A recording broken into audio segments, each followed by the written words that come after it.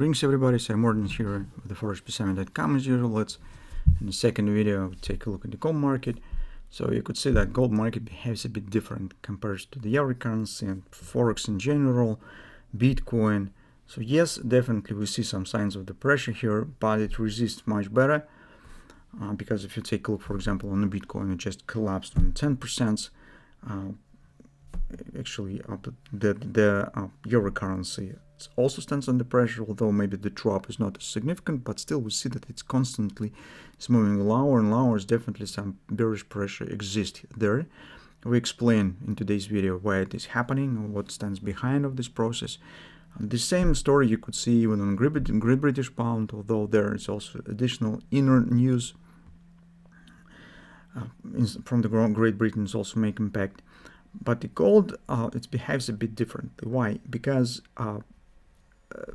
among the two factors, gold actually stands under pressure only the single one. Whatever decision the court will take today, I mean the Supreme Court concerning the tariffs, it will not make the big impact on the gold. If even tariffs will be cancelled, it just will mean the starting of the deflation, deep deflation in the United States economy. And that mostly will be supportive for the gold market.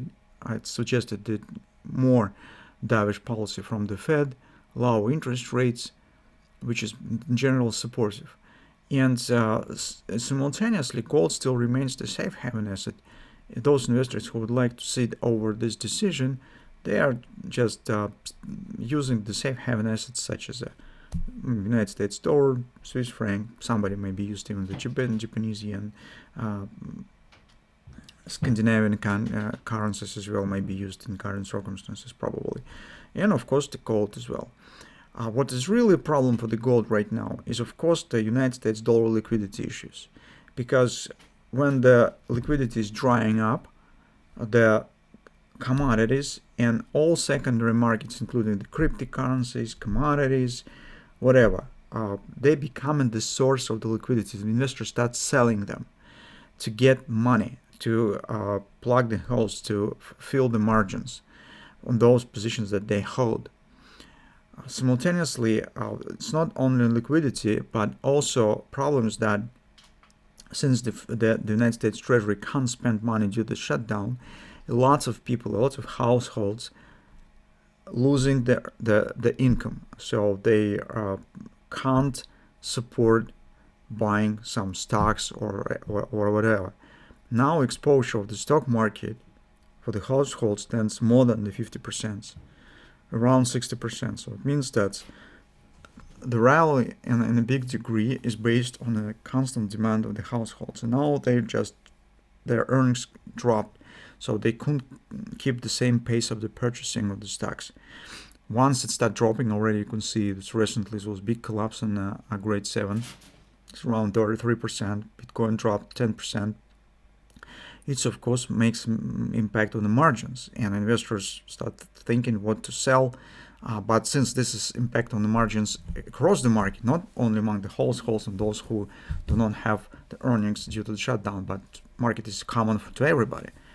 And other investors, with seeing this dropping, have to fulfill margins, and it's just some kind of the snowball process. So that's what we see. And the gold, of course, since the problem currently is not as actually hot, so it is growing, but it is not has not reached yet some ultimate levels. But still, gold market also feels this pressure. So you can see that here what we see the deep retracement recently. And in the current circumstances, we should be really careful in the current situation.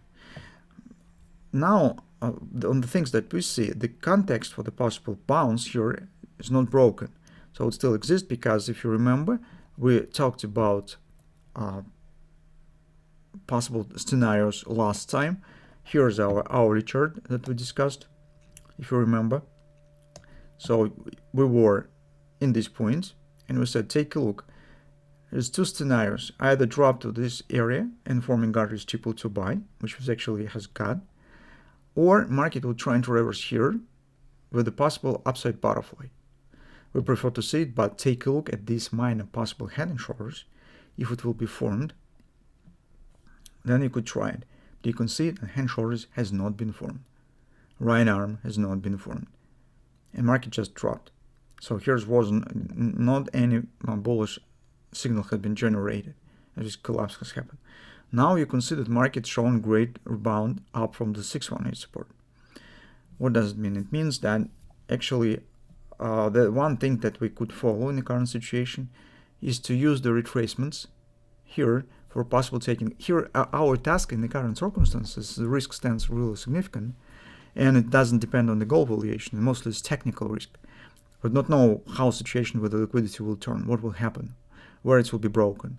So it doesn't mean that you can't trade gold on the long side, but you need to choose the points where your potential risk will be minimal. What does it mean? It means that currently, since market already has completed 618 retracement, right, 60% retracement, any drop below this area, it will not remain the bullish context at all, right? So when the market will break the final support, start moving lower, it will not look like the actually bullish ambitions. It start looking bad. It means that this, in fact, the last outpost for the bulls in the current scenario. At least with this shape of the intraday charts that we have in the recent few weeks. Maybe later we will get something bigger or whatever. But for now, this becomes a vital point. It just means that if you still would like to go along and trying to do this, use the retracement based on this upper direction just to minimize your potential risk. This is the first moment. If you're conservative, maybe it makes sense to wait until the Supreme Court decision, just to see how shape will change. Maybe we'll get more bullish background, some clear bullish signs. I don't know, maybe these head and shoulders will be formed with this big, so things that we thought it will be head, now it may become shoulder in this big reversal. Here's market could form the big engulfing performance, right, with this sharp reversal V-shape returning back to the 4,000 area, and we could get clear bullish sign tomorrow, for example. It's possible. What will happen if all this stuff will collapse? So on full time frame chart, here's what actually might happen. This might be the butterfly to the downside, and here you can see that market is coming closer to the MACD line. As usual, we need to keep an eye on the possible grabbers, but this time not on the bullish side but on the bearish side. You can see market is flirting already with the line. So once we will get it, and if grabber will be formed, be extra careful. So in this circumstance, better to not take the long position and see how situation will resolve.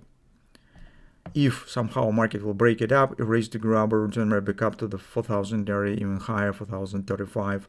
In this case, we could get a kind of the maybe minor hand shorts on top here later. That will be at least something that led us to return back to discussion of the bullish trading setup.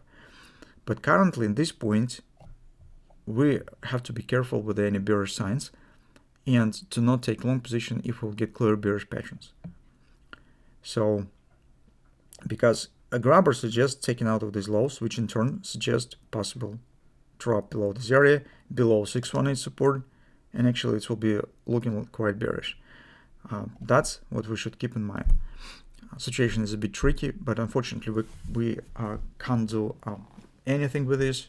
It's because it comes from the purely political and domestic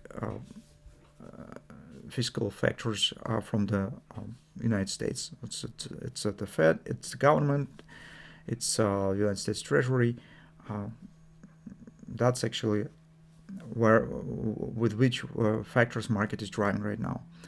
So let's keep watching. Maybe tomorrow the situation will be a bit more clear. Return back to this subject.